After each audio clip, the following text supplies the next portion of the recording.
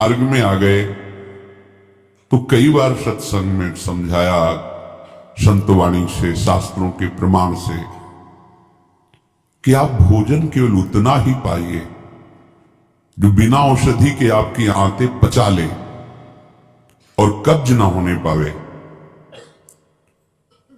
यदि आप रसेंद्री के स्वाद के वशीभूत होकर के प्रसाद खूब ग्रहण कर लिए, वातों की सामर्थ्य नहीं है क्योंकि आप क्रियारत नहीं हैं। अब अभी आपको 8-10 घंटे बराबर क्रिया करनी हो तो पच जाएगा गरिष्ठ पदार्थ, पर आपको क्रिया तो करना नहीं ऐसी। रसेंद्री के स्वाद के वशीभूत होकर अधिक प्रसाद पा लेंगे तो आपसे दिनचर्या नहीं होगी, उदास रहेगा मन। कब्ज होने पर भजन में रुचि नहीं रहती, कब्ज होने पर प्रमाद स्थिति रहती है। इसलिए साधक किसी औषधि से कब्ज निवारण का उपाय नहीं है, ये बहुत सावधानी की जरूरत है। ये बिल्कुल सहज सरल बात आपको बता रहे हैं। यदि कब्ज रहित होना है तो प्रातः काल उठ करके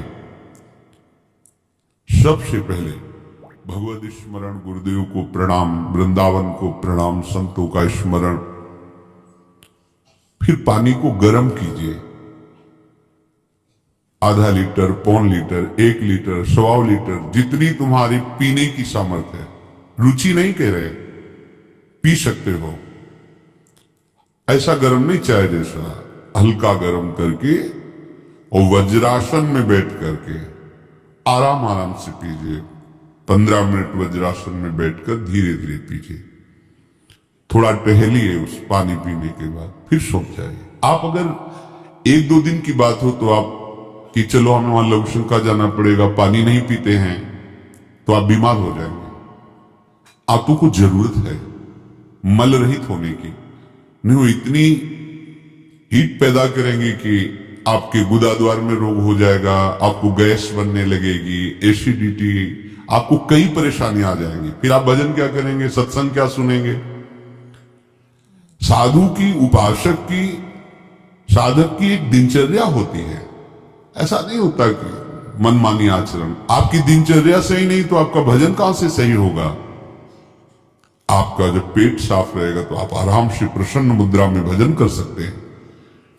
आपकी आंतों की सामर्थ्य समोसा, चटनी और ये मूंग का हलवा, ये विविध प्रकार के पदार्थ पचाने की नहीं है।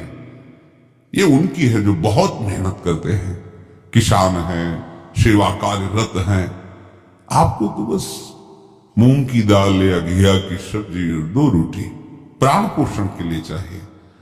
प्रसाद पाने के बाद आपको लगे कि मैं अभी 2 रोटी पा सकता हूं, इतने में बंद कर दो, क्योंकि हमें पानी भी इसमें डालना है, वायु के लिए भी खाली रखना है, पूरा यहां से नहीं ठांस लेना है।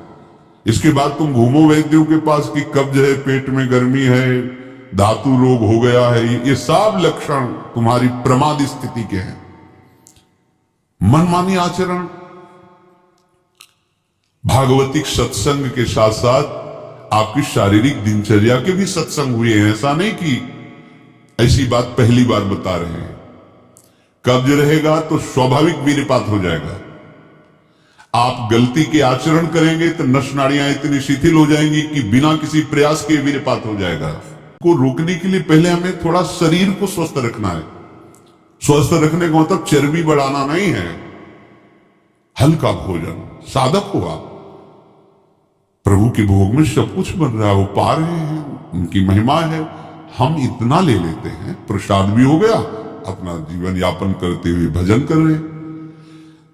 कम भोजन, बिल्कुल कम नहीं, पर कम भोजन, ये हमारी आध्यात्मिक शक्ति को बढ़ाता है।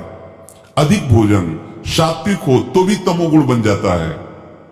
दूध सात्विक है, आप थोड़ा लेंगे, सतोगुण प्रकट करेगा, और आप अधिक मात्रा में ले लेंगे, वही सतोगुण बढ़ाने वाला तमोगुण बढ़ा देगा, प्रमाद स्थिति ला देगा।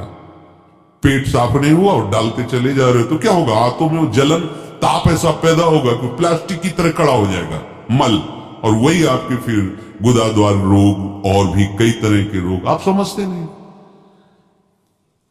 अरे भजन करने के लिए हमें जो अध्यात्म में चलना है, हमारी ये शरीर रूपी गाड़ी स्वस्थ होनी चाहिए।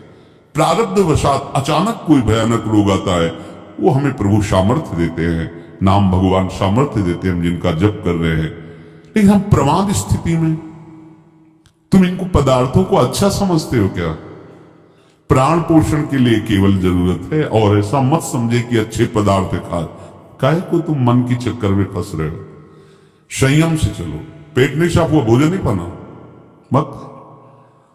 खीरा ले लिया, मूली ले ली, कम चला ले, एक बार दोपहर में पा ले 2 खीरा 2 मूली, बस प्राण पोषण के लिए हो गया, अपने आप साफ हो जाएगा। सुबह जब पानी पियोगे एकदम साफ हो जाएगा। नहीं, भजन कहाँ है? कहाँ है वो वृत्ति जिससे हमें श्यामा श्याम के सुख वाला बनना है? बस यही दुख में घूमते रहो। फिर शाम के बना, दोपहर के बना, सुबह बना, फिर भी तृप्ति नहीं होगी। मान लो मेरी बात, ये माया की चाल है। साधु अपने शरीर पर शासन करता है, इंद्रियों पर शासन करता है। शरीर को जितनी आवश्यकता बस उतना कठोर बनो। इस बात के लिए, अपने लिए कठोर बनो, दूसरे की पवाने के लिए नहीं। दूसरा को भगवत स्वरूप मान। अपने लिए, हर साधक अपने लिए शासन रखे। पहले से देख लो, एक दिन पाके देख लो, मेरा 4 रोटी से काम चल जाएगा, बाल भोग की जरूरत नहीं। मत पाओ। जब आपका पेट साफ नहीं तो बाल भोग रुकेगा नहीं, राजभोग रुकेगा नहीं, क्योंकि बर्बाद ना हो जाए ना, वो शयन भोग रुकेगा नहीं। अब वो फूलता चला जा रहा है, क्रम से मल की परत पे परत जमती चली जा रही। आप इनको समझिए। अभी आप परमार्थ के मार्ग में चले हो, आपको बहुत जरूरी शरीर को हल्का और स्वस्थ रखना, नहीं आपसे भजन नहीं हो पाएगा। ये एक दिन का विषय नहीं कि आप सत्संग में आके बैठ गए हो गया।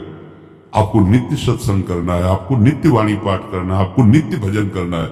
आपकी दिनचर्या, आपका खान पान बिल्कुल संयमित होना चाहिए। देखो, यदि आप गंदी बातें करोगे, गंदी हरकतें करोगे, तो विश्व में कोई ऐसा वैद्य नहीं कि आपको ब्रह्मचारी दवा से बना दे।